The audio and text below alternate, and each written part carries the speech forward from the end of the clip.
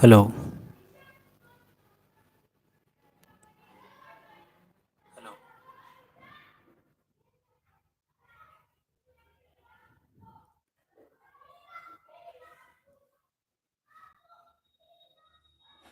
Hello.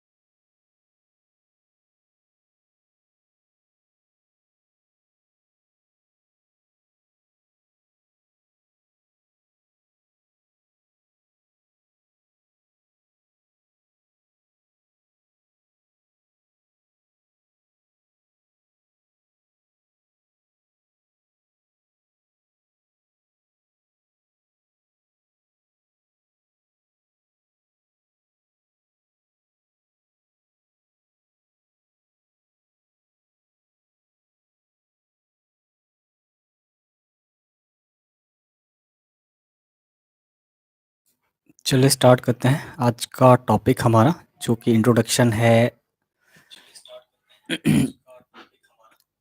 IPS-IDS and next generation firewall. साथ ही हम देखेंगे आज कॉन्फ़िगरेशन कैसे करते हैं स्विचेस की, और इन केस हमारे पास टाइम होगा then we will go for access point.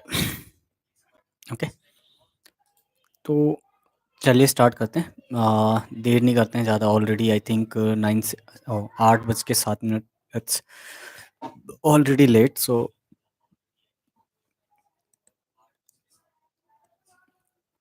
जो यूट्यूब पे देख रहे हैं प्लीज़ एक बार आप चेक करिएगा कि राइट कॉर्नर में, राइट डाउन कॉर्नर पे थोड़ा सा वेबकैम का है, तो उसके लिए हम आपको नोट्स वगैरह दे सकते हैं इनकेस आप पिंग करते हो फॉर नोट्स पर्पस। देन तो जैसे कि हम ऑनलाइन है and everything will be online, like either it is course or it is notes, everything you will get online and only. And there is a course section.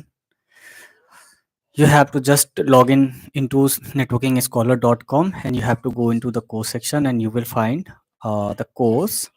That the name is, the course is free CCNA 5-day CCNA workshop, and you will get everything here, either like video recording as well as notes as well. Okay, so today we are going to start about our fourth topic, that is next generation firewall, IPS and IDS. If we will have time sometime, then we will go for access point and configuration as well. So let me start the today's topic. So what is next generation firewall actually? Okay, so next generation firewall is the device which is helping us to protect our network. We everyone know firewall is helping us to protect our network. Okay, so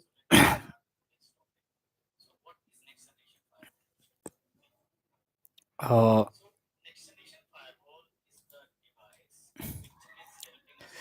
so let's talk about next generation firewall. So next generation firewall and IPS, today we are discussing about both of the things. So next generation firewall and intrusion prevention system, that's called IPS, is an advanced security solution. Is why? Because it is designed to protect our network from various cyber threats. Either it is something is malicious, or something is coming from outside, something is going is requested from inside to outside, and it is trying to get some information from outside. So this kind of information we are getting. Okay, then here you can see the intrusion prevention. This is the full form of IPS, not Indian Police Services. And next generation firewall, we always call that NGFW as firewalls. Okay, so today we are going to discuss about only next generation firewall, not about the firewall, but we will have a short conversation and about traditional firewall as well. Okay, so then let's go. Let's talk about what is next generation firewall and how it's look like. So next generation firewall will look like that. Here you can see this is the console port. Total. This is the next generation firewall actually. Okay, either it could be a FTD, and it's also contain FMC feature as well. Okay, so not an this is not an issue. It either it could be a standalone, or we can uh, manage by using firewall management center. So next generation firewall it will look like this device, or there are multiple devices. We already discussed in first week lecture about where we started in last Saturday. So you can watch this video for that, if that information, if you don't know how many firewalls are there and how it will look like. So this is high end box. Here you can see this is the hard drive slots, this is interface slots which can support SFPs, small form factor. Okay, here you can see this is also a slots which can also support SFPs, and as well as this is empty slots, hard drive slots. Okay, so we can install as per required, we can install slots in this firewall. Okay, then we are talking about what, then we will talk about its features, like what kind of features is there in in this firewall. So here you can see there are some features which is included in the firewall into the next generation firewall. Basically, I have collected this photo from Cisco. That's why. So in the next generation firewall, we can do what we can do. We can do clustering and high availability. Clustering is for what? Suppose that we have huge traffic in our network. In that case, we have to use clustering because resource will be sharing to each other, or in case something is getting failed or something is getting live, in that case also we are using clustering. High availability is the same thing as we are using for redundancy. In case one firewall got getting failed during production or during data transmission between source to destination, in that case it will help us to get the information, or it will allow us to share information without any interruption. Okay, then there is network firewall, that is basic firewall features as well as routing and switching. It can do both of the thing. Application visibility and control, it can support application visibility like based on URL, based on the particular application, it can support. Okay, then there is one more thing, built-in network profiling. We can check the built-in network profiling. Okay, and there are some features which is subscription based, that is called like intrusion prevention. So we will discuss about it and what is intrusion prevention, as well as advanced malware protection and sandboxing. So what it will do, it will check all of the incoming packets, either you are downloading the files or something is coming from outside, it will check everything. Okay, then there is URL filtering. So it will check for URL filtering, like something is if you are trying to go google.com, and if the URL is not properly not matching, like https colon slash slash www dot google.com. Okay, and if there is something google not google.com g triple o gle.com, then it will check the URL and it will deny this. Okay, it will block the traffic. And there is also one thing, this is also important for us, that is identity policy control and VPN. Virtual private network can support traditional firewall as well, but there is one more thing, that is identity policy control. So what it is doing, it is actually doing that suppose that we have a user, and it is the user, there is a machine and user have login with their credential. Suppose that in this machine two users are working at a time, one is working in the morning and one is working in the evening. Okay, morning and evening. Ram is working in the morning and Shyam is working in the evening. Suppose that Ram is allowed to go everywhere. Okay, and Shyam is not only allowed to go some specific site. So what it will do, it will check the user identity as per the requirement, as per the policy, and it will allow to Ram to go everywhere, and to Shyam it will allow to go some specific URL which is allowed by their administrator. Okay, so these kind of the thing which can we do on which can do by it is doing by the next generation firewall, by using the feature that is called identity awareness basically. Okay, so then there is next generation what is intrusion prevention system, IPS. So this is the subscription based thing in the next generation firewall. And okay, so IPS will look like that, how between your firewall and your router there will be a intrusion prevention devices. It can monitor your company employees employee traffic, company network, as well as your other things. It is like your server information on anything which is after your firewall. Okay, so it will check look like that. Suppose some user is employee is trying to go over the internet and it's for surfing something. So what it will do, it will check, it will first it will pass through the, suppose that we have allowed for everything. Okay, for all traffic are allowed, so traffic will pass through that firewall, and it will inspected by what, IPS. And IPS what it will do, it will check everything, it will copy it will inspect its traffic, and it will it will allow to go that traffic to the internet. And then if suppose that there is something which is not allowed, like file upload or something, in that case what it will do, it will block the traffic. Okay, so these kind of the thing can be done by uh, IPS as well. So there are one more thing, let me show you so how it is going. So suppose that if you have intrusion prevention system in your network, so how it is detecting, okay, how it is detecting your traffic. So it is taking traffic, like there is something signature based like antivirus things are there, so it can work on that way. As well as it can check for anomaly. Okay, it can check by host based something, if you have enabled something for host, or it will check also network based. Okay, so it can do look like that. So we will discuss one to one later in our security section, which is fifth section of our CCNA class.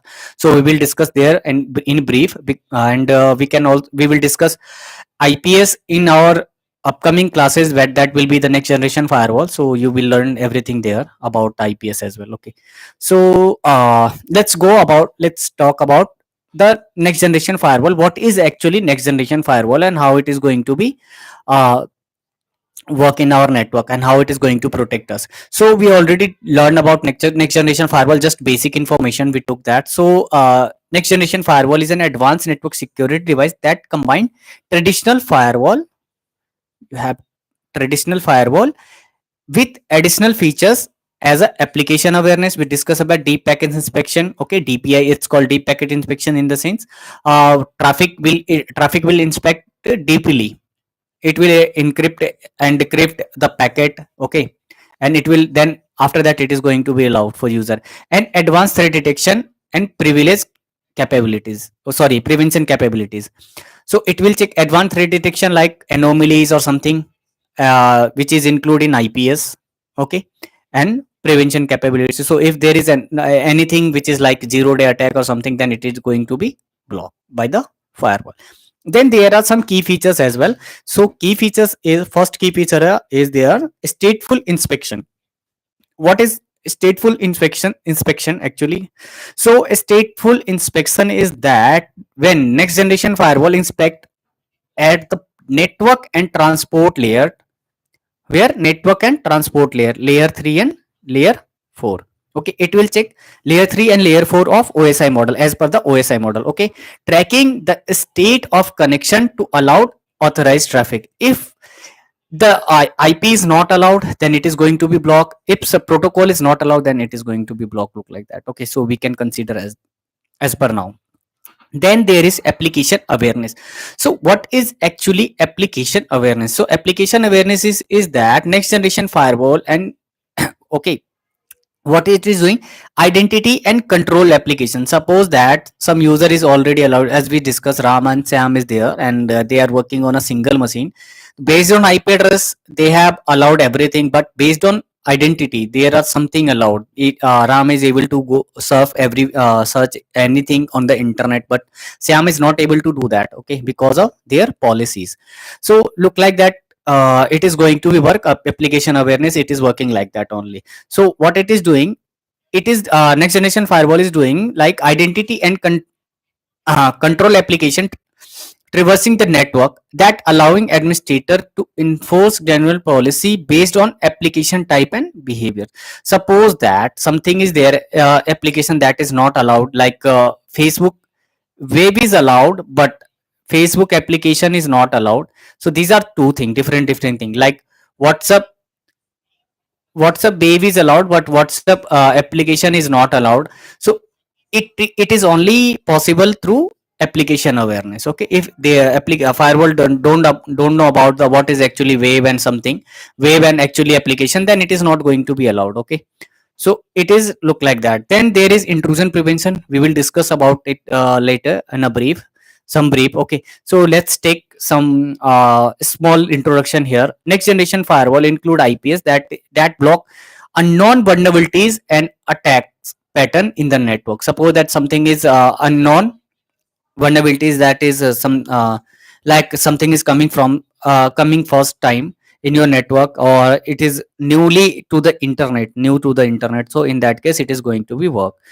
Then there is content filtering. Content filtering is that next generation firewall can filter web content and URL to block access to malicious and inappropriate websites. Suppose the malicious in the sense, like if you have login to the some website who is providing your crack software like that. Okay, so crack soft, if you're talking about that, and in inappropriate website, like who is sending multiple ads or something look like that, so it is going to be blocked like to block those traffic and those AdSense or something which is actually not legitimate for us.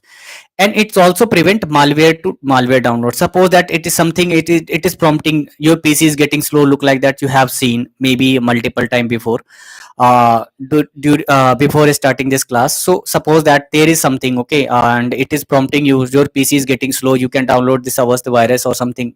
I'm not blaming that hours, but just it is doing something, it is trying to send show you information that your PC is getting slow, and you have, what you are doing, just you are clicking on the link and you are just downloading. So if there is anything that is malicious, so it is not going to, and they to download to your PC as well. Okay, then there is user identification. So user identification we already discussed like that. So then user identification, in the brief we can say that user identification and user group based authentication credential that is allowing by the next generation firewall, and it's also allow administrator to enforce policy based on user identity. I already discussed about like for example in the ram as and Sam. So you can take that example. SSL inscription inspection. What is SSL inscription? Sorry, inspection. SSL inspection is that it will encrypt and inspect SSL traffic by encrypting. Okay, SSL encrypted traffic to detect and block threats hidden with encrypted communication. Some suppose that something you have, there is something encrypted, okay, between your PC to PC, but in the PC to server, server to PC, but something is something came from outside and during the connection, and that is then what it will do, it will check SSL inspection, it will encrypt the packet, it will decrypt the SSL traffic, and it will check if there is anything malicious, then it is going to be blocked. Then we have few benefits of next generation firewall. So there are, why we are talking about benefits. Suppose that if we already have in traditional firewall in a network, then why we have required. So there are some specific features which can only next generation firewall can support, like enhanced security posture. So how it is going to be enhance your our posture. Suppose that it is detected any threat or zero day threat. Suppose that something is that is really new, just created 1 minute before, and it is trying to come to your from outside to your PC. Okay, so in that case, what it will do, it will check for what, it will check for signature. Okay, signature, if signature is not getting matched, then it is going to be blocked. Why? Because it will take that traffic to hold, and it will send that traffic, and it will send that packet to the cloud where like IPS subscribe, from where we have done taken subscription for IPS, it will send that traffic to there, and it will check in their domain or in their network, and it will create a signature, either it is bad or good. Okay, based on that, and it will push to that signature to our database, as in our firewall database, which is the basically subscription based. So we can only work where if we have taken the subscription. So in that case, it is going to be work. Okay, so how then suppose if there is zero day attack, then it is going to be blocked by firewall. Okay, so this was the example. Then there is granular policy informants. How it is going to work? So then next generation firewall allow administrator to create, enforce granular security policy based on application type, user identities, and content categories.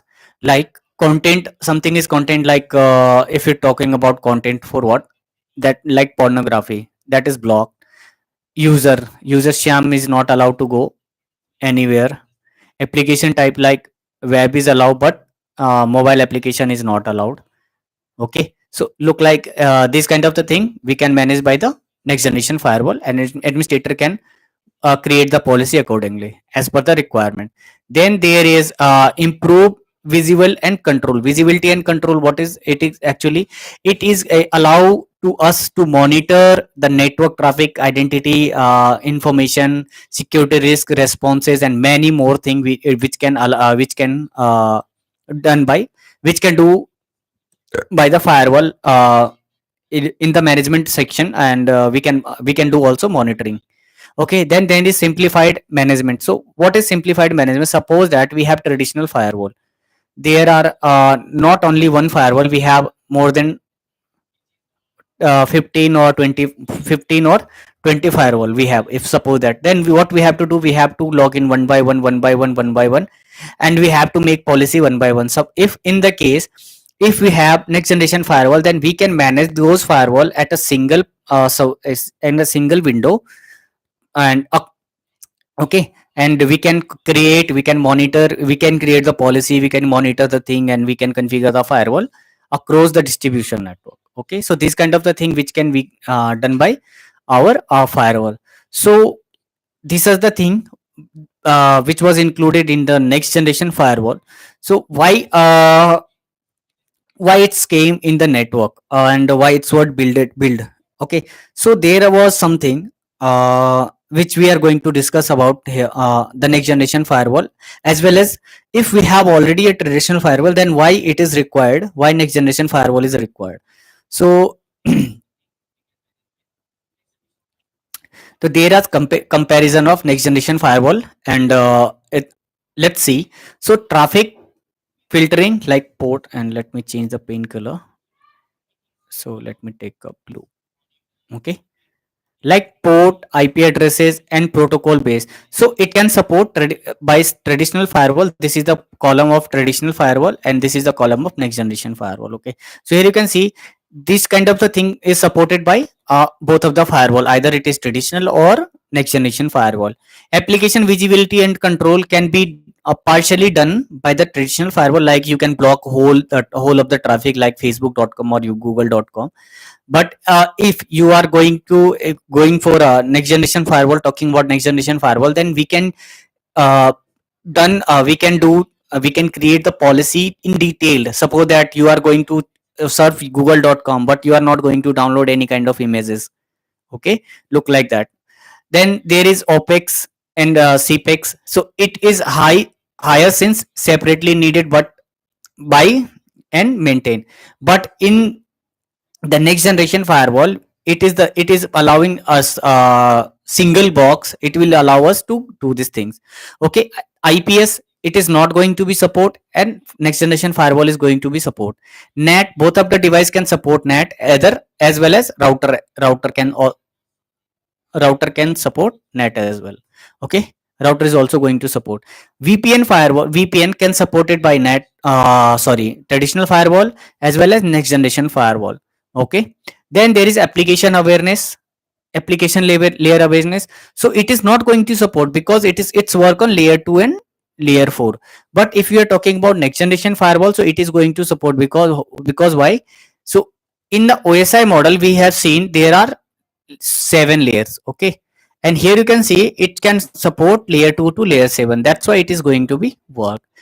Identity services, traditional firewall is not going to be work, and if you are talking about next generation firewall, then it is going to be support. Okay, throughput and performance, if you are talking about, then definitely next generation firewall was really old, and it is still working. So it has limited capacity of their interfaces. But if you are talking about next generation firewall, then we can see that it is much higher than traditional firewall, doesn't change much on introduction. Okay, of additional services, like if you are talking about SFP module, or we can we add the slots or something, so we can do that. Then there is reporting, so it can provide a standard reporting, like we can download something specific. But if you are talking about reporting, and suppose that some your administrator is asking uh, daily report, or user based report, or a specific protocol based report, or server based report, network based report, so we can create on in the next generation firewall, and we can work on it.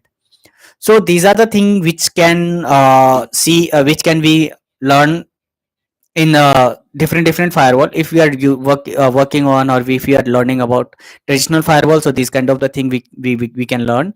And if you are talking about next generation firewall, then we can learn multiple things. Okay, and everything is supported by next generation firewall. Then there is one more thing we discussed in the first time of in the beginning of the class, starting of the class. So we are going to discuss about IPS as well. So let's take some information. Let's take from here, from the slide, so how it is going to be work and what is IPS, intrusion prevention system.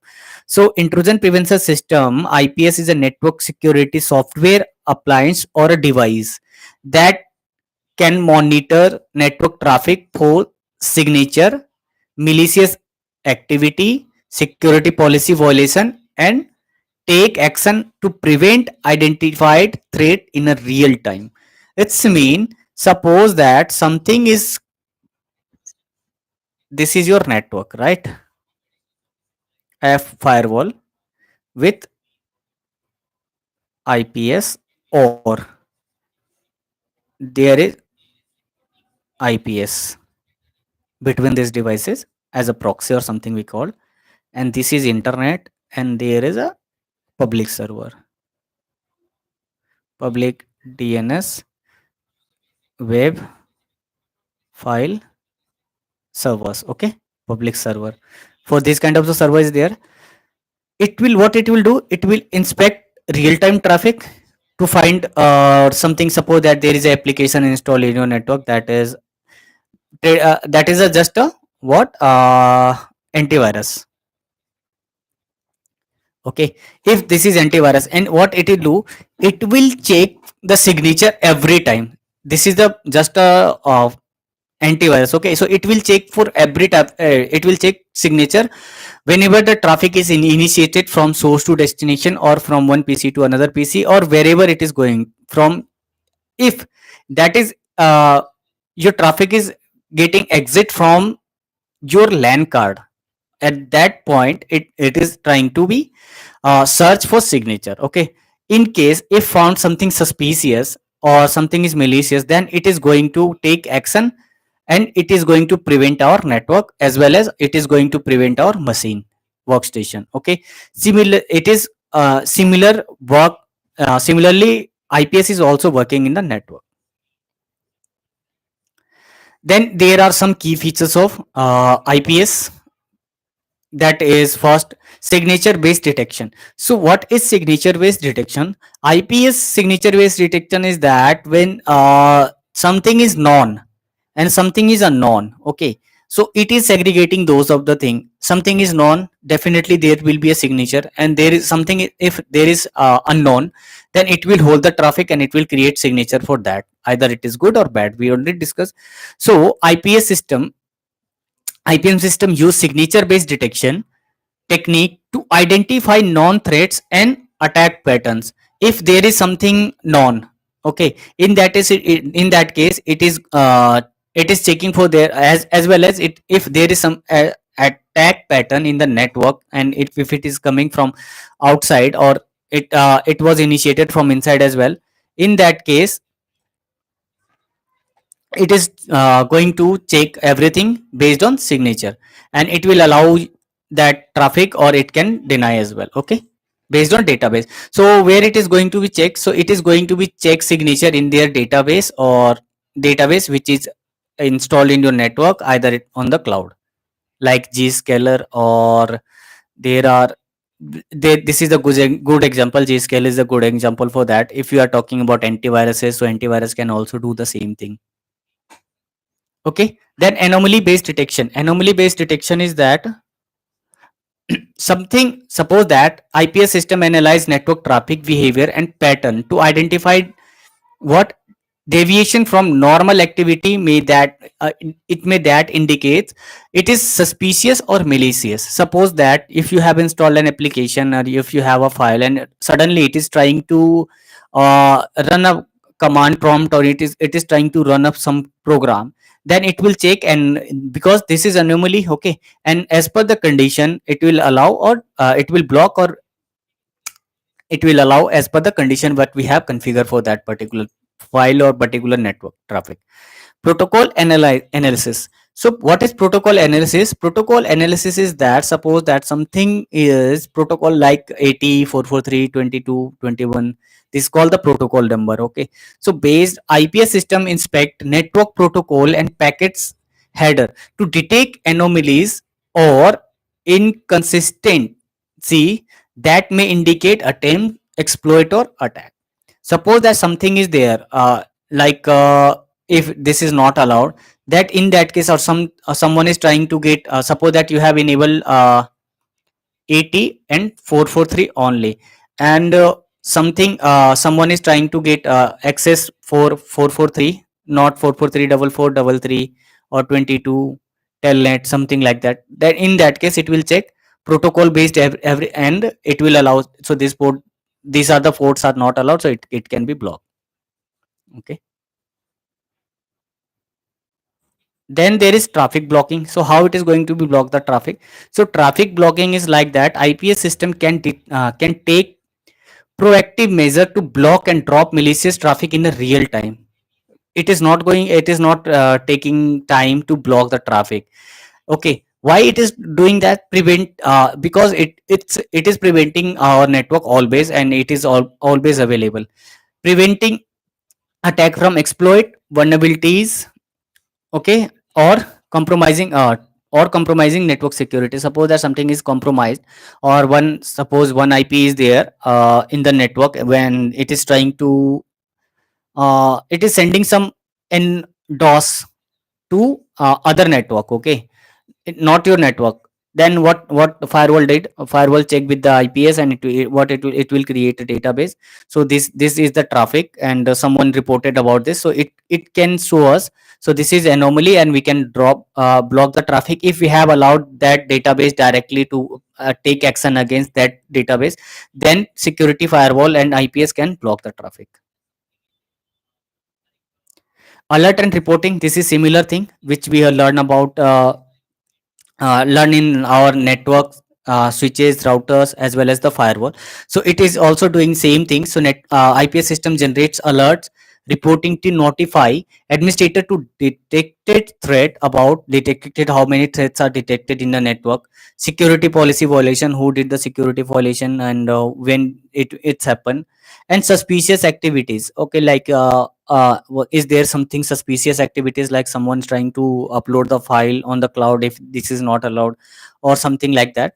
Okay, enabling timely response and remediation. So it will sync the data timely and remediate the things. Okay, so this kind of the thing can be done by IPS as well. So there are some benefit also of the IPS. If we have, then there is first benefit of the IPS, that is real time prevention. So real time prevention is that when the it is, if we are using IPS, then what it will do? IPS system provide real time protection against wide range. Basically in the wide range, in the sense, suppose that we have in the publicly there are 94,000 plus networks, for example. Okay, 94,000 plus network, we are not talking about the IP addresses. So suppose that this kind of address is there, if something is coming from whole of the network, 94,000 plus networks, so in that case it will check, or if there is cyber threat, so including malware, exploit, intrusion attack, okay, intrusion attempt, and DOS attacks. So it is going to be blocked at a real time. It will not going to wait for a time, so let it do. If there are administrator going to report this, then I will do that. It is not going to be wait for that. As per the database, it is just going to be blocked. Okay, and what it will help us to protect our network. Then there is enhanced security posture.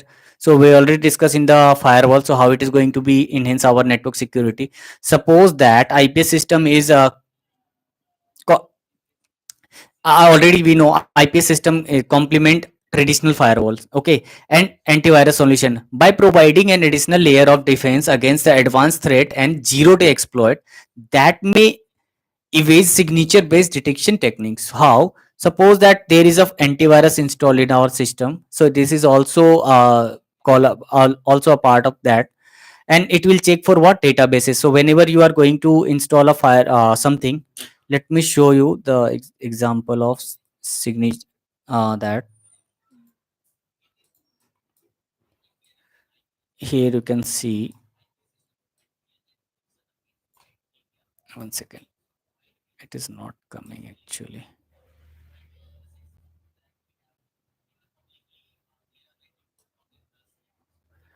So here you can see this is my antivirus installed, or here you can see let me go to the home.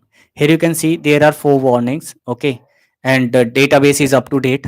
If database is not up to date, it is scanning in a background, so it will check for that. And suppose if there is something malicious, in that case what it will do, it will alert, it will go, it will show, it will throw alert on a notification bar, or if you have enabled. Suppose that this is something which we need to be resolved, so I will, epic pain is there, so maybe it is causing, it is doing something, so I will work on it and we can remediate the thing. So there is also one thing, so net updater, so it is trying to be update, but this is not, uh, this is reported by many user in their of which who is using the Kaspersky premium.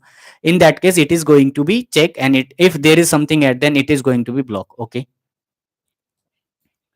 So these are, these kind of the thing we can do. As well as there is reduce false positive. So suppose that false positive, what is the next feature is there, false positive. Suppose that something is allowed, but not for that user particularly. In that case it is, so there are false positive. If there is something false positive, then we can create a policy, and we can build that, we can say that if this is coming, then you don't have to create a notification, or you don't have to create ticket for that. So it can do look like that. So IPS system, what it is doing, it is detect, it is using advanced technique and behavior analysis to minimize false positive and accurately identify genuine security threat. Suppose that something is in your network and it is still syncing. Suppose there is a your server, okay, and it is it will always sync with the load balancer by using 443. Okay, so there will be a IP address and there will be also IP address. Okay, they all for syncing purpose to make this node up or down. If it is up or down, we can say that, we can say that if we have load balancer, for example LLB, this is server 1, server 2 and server 3. It is syncing to it is sending HTTP HTTP, it is using HTTP protocol to identify this node, it is up or not. Okay, so this is actually a protocol which is we are using to identify the network, a host that is up. Okay, but what it will do, it will create a alert. For why? Because you can see it will always take, so there are multiple attacks from this machine to this load balancer to this server, this load balancer to this server, and this load balancer to the this server. You will get more than 3 times alert. So it will be definitely this is allowed in your network, and this is just a false, because we don't have required and we have allowed for that. So it will take that, and we can make that policy, and we can create a profile for that, and it will allow us to remediate the thing. And okay, let me erase it. Regularly and regulatory and compliance. What is regulatory and compliance is that, suppose if there if we have a system and there is something industrial label, uh, suppose that we have to check for, we are going to uh, we are going to do audit our network security services. In that case we have to, we are, what we are doing, we are checking just compliances. Okay, so it will check industry level, it will allow us to maintain industry level compliance in our network. Okay, it will okay, network, to remediate the thing and to protect our sensitive information, to protect our network, or to protect our organization, or particularly our sensitive information. Okay, we can say that. So these were the thing which which is come in the next generation firewall and IPS-IDS. Hope you guys understand about it. So if you have time, then we can go with the next gen, sorry, access point. So how it is going to be work and how it is going to be learned. Okay, what kind of the thing it is going to be do in the network. So and then we are going to discuss about next generation, we already done. Then we are going to discuss about our next topic, that is intrusion, oh sorry, introduction of access point. So Just wait a minute. If you want to take 5 minutes, then you can take.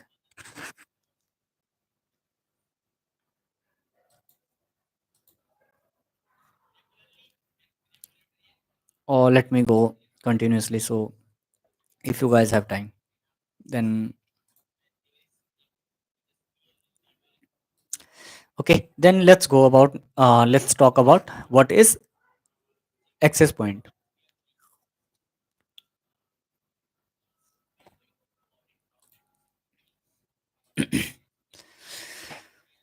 So we already discussed in the first lecture. We saw the thing what we saw like how access point look likes and what kind of the thing it is doing. So here in this topic we are going to discuss in a brief what is access point, what kind of the thing it is going to do. So let's talk about access point. An access point is a network device that allow wireless devices such laptop, smartphone, tablet, and IoT like Alexa or Google. There is some radio devices. Okay, to connect wired to connect a wired network using Wi-Fi technologies. Okay, it is using what Wi-Fi technology to connect these devices in a your wired network. Access point are essential component of wireless local area network that's called WLAN. Whenever we are talking about WLAN or WAN, so don't think about this is LAN. This is wireless local area network. So it's called well WLAN and serves as a central hub for wireless communication. Why it is called a wireless device and why it is wireless local area network. So suppose that we have a switch and there is a access point connected. Okay, and we have multiple user who is using like mobile, tablet, there is a laptop. Okay, everything can connect through Wi-Fi. We know that there is a tablet as well which can also connect through the Wi-Fi. So this is because of that this is the essential device of the network, or this is a hub which is allowed to connect every devices. Okay, which can support wireless.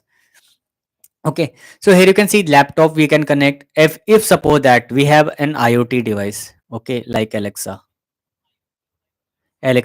can also connect through the Wi-Fi. Okay, so because of that it's called essential devices. And this is just creating a local area network and it is connected to your local area network. That's why it's called WLAN.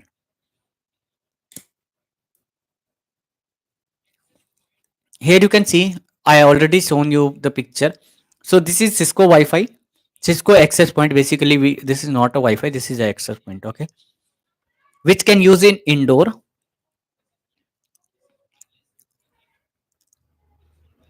And this is outdoor. Okay, this is outdoor. You can see these devices can be could be installed of your organization outside of your organization, or if you are working if you are in a college.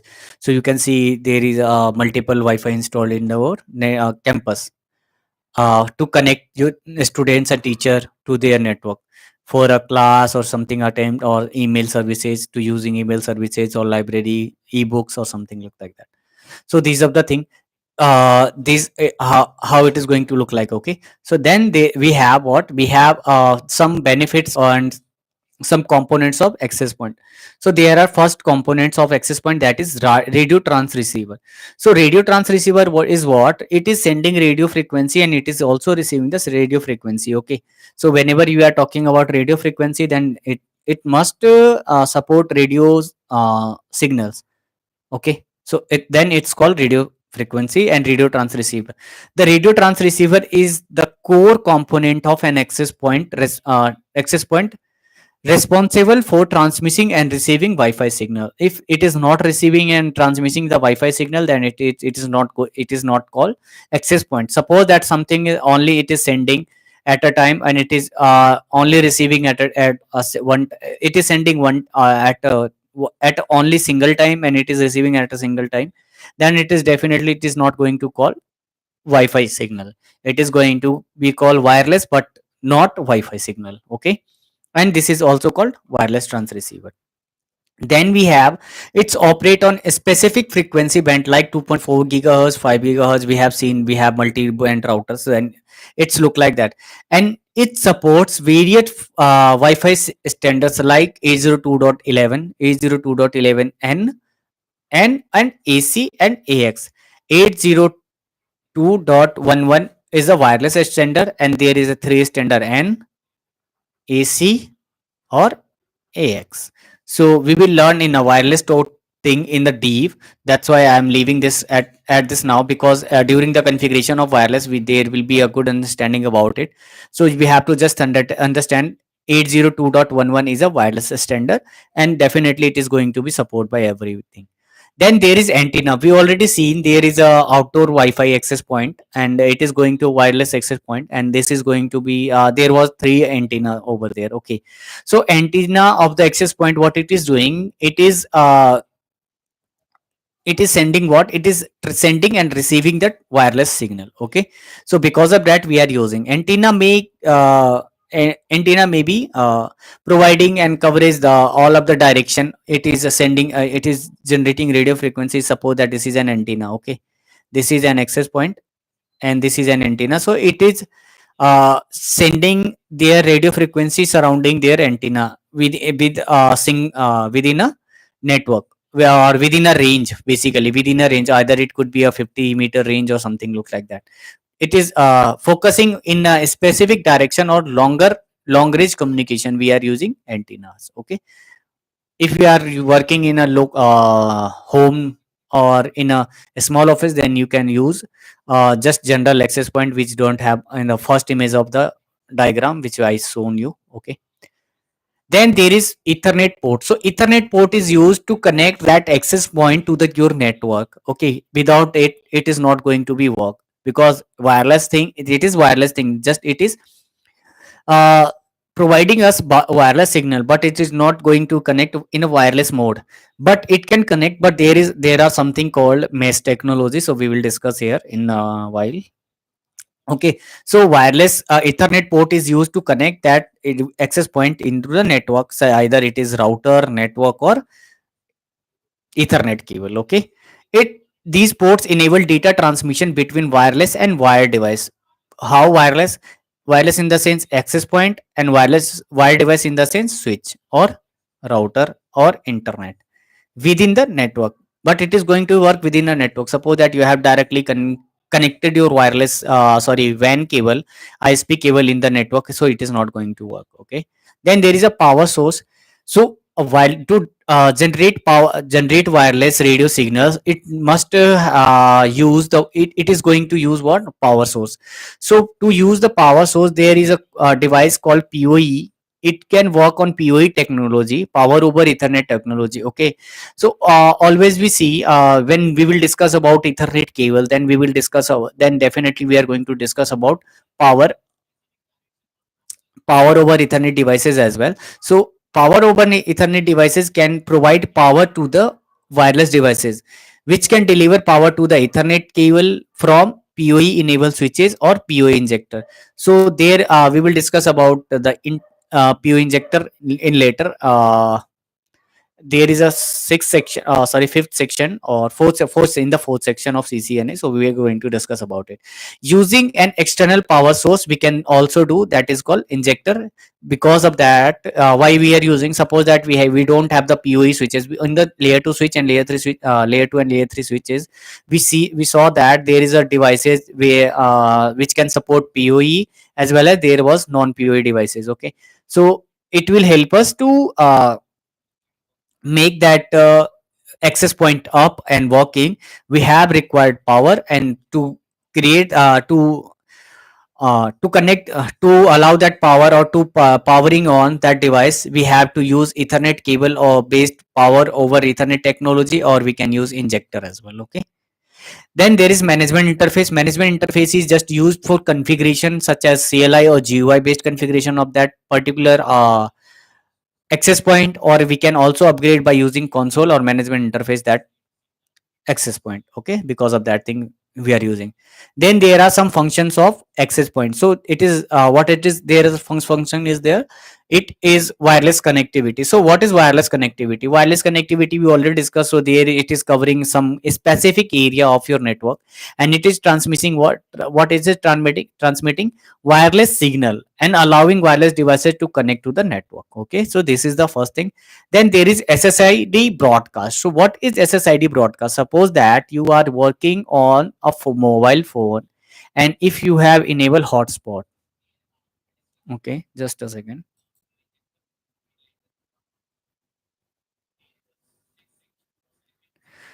So Said, we will try it tomorrow, because tomorrow will be the last day of our course. So we will definitely discuss there related our computer network, router, switches, layer 2, layer 3 switches, next generation firewall, traditional firewall, as well as access point server. If like that, okay, as well as OSI model and TCP IP as well. So we are going to cover all of the topics as well. Your if there will be anything apart from it, so if that is necessary to understand that, definitely we are going to discuss about it. It's suppose that what is, then let's move to the topic. So what is SSID broadcast? Suppose that you have you have a mobile phone and you have enabled hotspot. Okay, hotspot. So what it is creating? It is creating a Wi-Fi. It is just throwing an SSID in the network, so that suppose that your phone is iPhone. Okay, and you have created hotspot by name iPhone 15 Max Pro, like that. And what you have given? You have given the password as well. Okay, so it will flow. It will everyone can see in your some area of ranges, like within 10-meter radius. Everyone can see this. There is a iPhone 15 Max Pro Wi-Fi hotspot is enabled, and this is password protected. So this name is called basically SSID. Okay, so it is called SSID. So what is the full form SSID? SSID is a service set identifier. Let me remove it. Service set identifier, which are unique name that identify wireless network. SSID allow okay, SSID allow wireless devices to discover and connect to available wireless network. So it is similar as your hotspot. It is quite similar, and we can say that it is actually, that is the thing, hotspot. Okay, then there is authentication and encryption. Authentication we already know. We if we have enable, we have configured password, and in that case it is going to be used. So there are some kind of security key. There is a WPA2 PSK. It Wi-Fi protected access to with pre-shared key. Okay, Wi-Fi protected access to with pre-shared key, or WPA3 PSK, secure access 3 with pre-shared key. It is preventing our network from unauthorized access. Suppose that you have enabled without you have enabled hotspot without any password, then it is going to be everyone can use your hotspot, and they can surf your internet. And if there is not nothing protected, then definitely they are going to do something malicious, or they can generate they can do a tagging thing from your network as well. If there is an open thing, they can attack someone, and you will get and if the traffic is getting monitored by the security team, definitely your device is going to be in the part, it will become your that part of cyber threat as well. Then there is client association. What is client association? Client association is association is that access point manage the association of wireless client with the network by authenticating client devices, assigning IP addresses using DHCP, dynamic host control protocol. We already discussed about it in the first video, and facilitating communication between clients and the network infrastructure. Client association in the it will what is the required? There is authentication is required to associate the client. IP address is required, but IP address is provided by the DHCP. Okay, it is you and why it is used, because if you have to work on internet, or if you are surfing internet, in that case we have to work, client association is important, because every Wi-Fi devices, it must connected through a wireless device, or either it is tower, either it is what we can say that wireless access point. Then there is remote roaming support. So roaming support look like that. If you are working in a network and you have connected with the multiple, you have multiple access point, and you are the lobby is really big, and you are moving from one location to other location in your organization. In that case, roaming support can allow to connect your device within with your network without any interruption, or without any uh, without losing your communication. Okay. And there is quality of services. So quality of services is the same thing which we have already learned about, learn in routing as well as the switches, layer 3 switches. So quality service is the thing, this is prioritize our network traffic based on preferred criteria, such as application layer, and traffic classification, or user prioritization. It can also suppose if you are using for we have enabled quality of services for particularly voice over traffic, then we can use it. Okay.